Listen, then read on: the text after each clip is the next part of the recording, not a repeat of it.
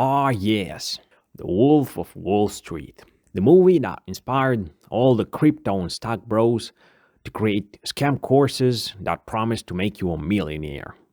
In the 2000s, we had pyramid schemes, and nowadays we got this.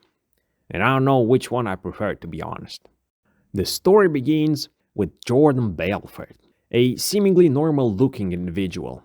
He got accepted into a bank called LF Rothschild, and on the first day, he went for lunch with his boss, played by Matthew McConaughey, where he got front row tickets to a concert.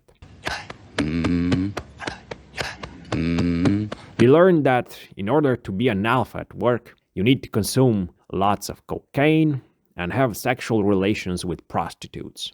What a job, eh? Where do I sign up? Eventually, Jordan Bell Pepper learned how to bullshit people into investing all their money and keeping them in the loop forever. But then the firm goes bankrupt and he loses the job.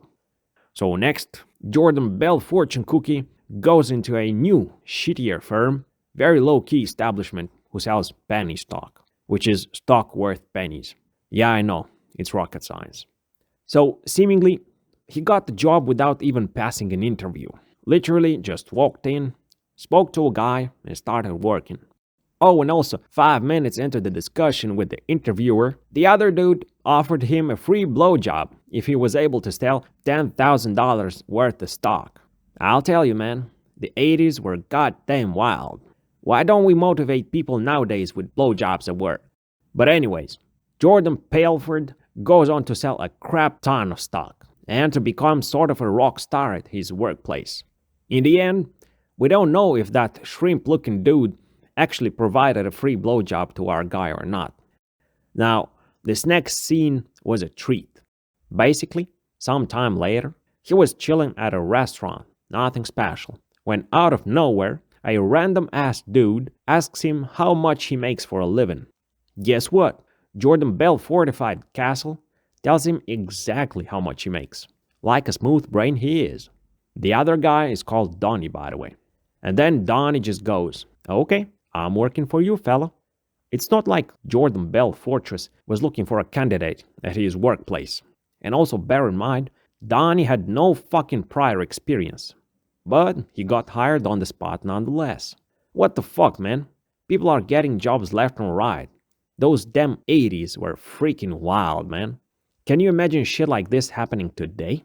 You'd be most probably called a racial slur by the time you ended the conversation. But really, should I be surprised with the past when at some point we had actual Coke in Coca-Cola? Not sure, but I digress. So you thought the craziness stopped there with our fella?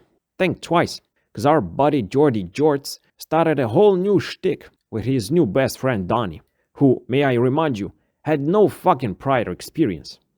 He involved in that deal all his hometown fries. Sea Otter, certified pedophile mustache wearer, who sold meat and weed. Chester, Gangnam Style, who sold tires and weed. Robbie, the 40-year-old virgin, sold anything, mostly weed. And Brad, Muscles and Goatee, who sold sedatives, the type of strong stuff you give to elephants and bears and such. The whole squad got together, learned how to sell crap stock, and started making the big buck. The way it worked was the following. The client was baited in with actual good blue chip stock like Kodak, Disney, and such. And then, once they're on the hook, you unleash the crap penny stock onto them. For context, if on the large company stocks they were making 2% in commissions, on the penny stock they were banking 50% of the total value. That's when the real money started coming in, and I guess that's when they started, so to say, to diversify the company portfolio. Prostitutes, hardcore drugs, competitive midget tossing, and low-key illegal business practices were a core part of the company culture. Also, at that time, Jordan Bell Fornication met a certain Naomi, with whom he became friends. Well, the type of friend that will frequently visit your genitals. So, to sum up, the money was flowing in, the employees were happier than ever. Basically, stonks go brr. You know, it would be a real shame if they lost it all because of someone's greed and ego.